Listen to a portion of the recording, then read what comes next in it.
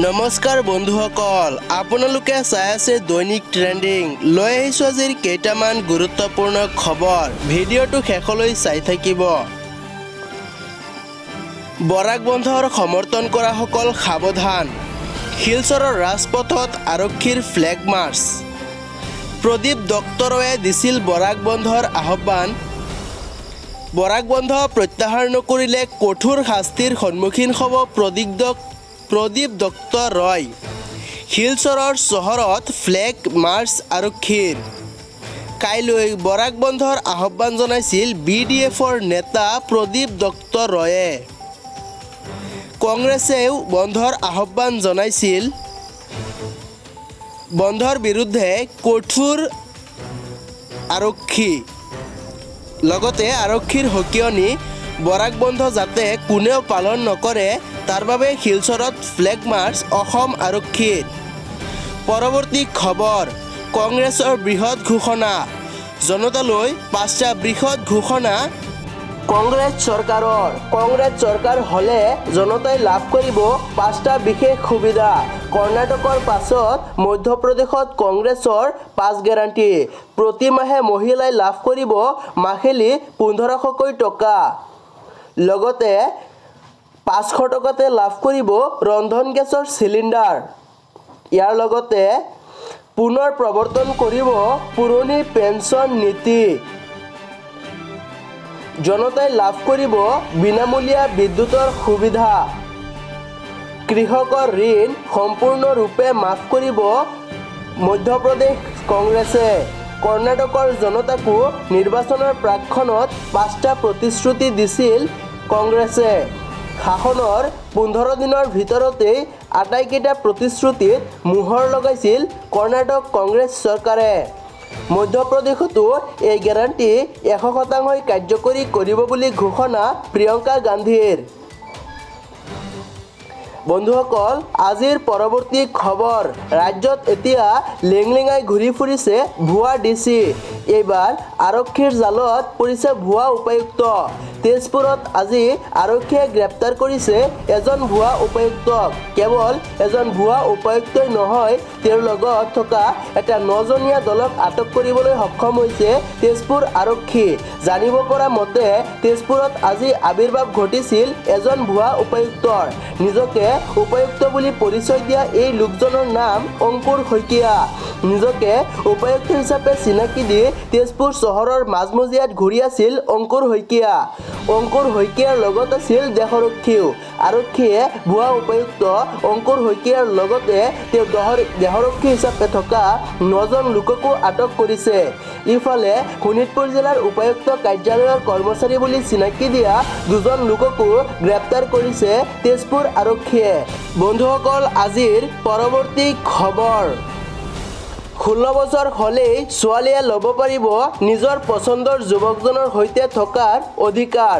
নিজৰ পচন্দৰ যুৱকৰ সৈতে সম্পৰ্ক স্থাপন কৰিব পাৰে 16 বছৰৰ ঊৰ্ধ্বৰ কিশোৰীয়ে। মেঘালয় উচ্চ ন্যায়ালয়ৰ গুৰুত্বপূৰ্ণ ৰায়দান। পক্সো আইনৰ অধীনত দাখিল কৰা এজাহাৰ বাতিলৰ আবেদনৰ ভিত্তিত এই সিদ্ধান্ত। ন্যায়াধীশ W ডিয়েংডুৰ বিচাৰপীঠৰ সন্মুখত উপস্থাপন কৰা হৈছিল আবেদনখন। এগৰাকী নাবালকৰ বিৰুদ্ধে উত্থাপন কৰা হৈছিল যৌন নিৰ্যাতনৰ অভিযোগ। 16 বছৰীয়া কিশোৰী এগৰাকীৰ সৈতে থকা প্ৰেমৰ সম্পৰ্কৰ পিছতে উত্থাপন হৈছিল এই অভিযোগ। এই সম্পৰ্কত সন্মতি আছিল বুলি আদালতত ভাষ্য দিলে কিশোৰীগৰাকীয়ে। আদালতৰ মতে এজন 16 বছৰীয়া কিশোৰে সম্পৰ্ক স্থাপনৰ বিষয়ে সচেতনভাৱে সিদ্ধান্ত ল'বলৈ সক্ষম। এই গোচৰত দাখিল কৰা FIR বাতিল কৰি আদালতে দিলে গুৰুত্বপূৰ্ণ ৰায়। বন্ধুসকল, আজিৰ পৰৱৰ্তী খবৰ।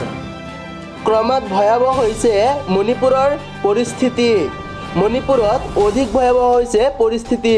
বিদ্ৰোহী সংগঠনৰ 12টাকৈ বাংকাৰ ধ্বংস। 144 ধাৰা আইন ভংগকাৰী অগ্নিসংযোগৰ ঘটনাত জড়িত 135 জনক গ্ৰেপ্তাৰ।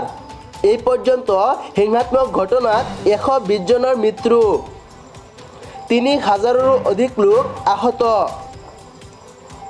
নিৰাপত্তাৰক্ষীৰ কেইবাটাও প্ৰান্তত তীব্ৰ অভিযান।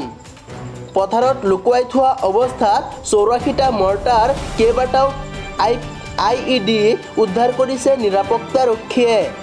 এই পৰ্যন্ত 1100 বন্দুক, 13,702টা গোলাবাৰুদ, 250টা বোমা উদ্ধাৰ। ৰাজ্যখনত 10,000 জোৱান, 84টা নিৰাপত্তাৰক্ষী কোম্পানী নিয়োগ কেন্দ্ৰীয় চৰকাৰৰ।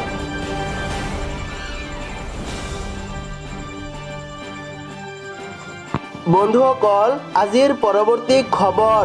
নিৰুদ্দেশ হৈ থকা সাংবাদিকৰ মৃতদেহ উদ্ধাৰ। সোমবাৰে কামৰূপ গ্ৰাম্যৰ কলসী নদীৰ পৰা উদ্ধাৰ হয় সাংবাদিক আব্দুৰ ৰউফ আলমগীৰৰ মৃতদেহ। শনিবাৰৰ 24 জুন বকুৰ জামবাৰীৰ পৰা নিৰুদ্দেশ হৈছিল আব্দুৰ। স্থানীয় লোকৰ সন্দেহ কৰা অনুসৰি আব্দুৰক প্ৰথম অৱস্থাত অপহৰণ আৰু পাছত কোনো দুৰ্বৃত্তই হত্যা কৰে। পৰৱৰ্তী সময়ত নদীত পেলাই দিয়ে মৃতদেহটো। আনহাতে আব্দুৰৰ মৃতদেহটো আৰক্ষীয়ে উদ্ধাৰ কৰি মৰণোত্তৰ পৰীক্ষাৰ বাবে প্ৰেৰণ কৰিছে। লগতে ঘটনা সন্দৰ্ভত তদন্ত আৰম্ভ কৰিছে।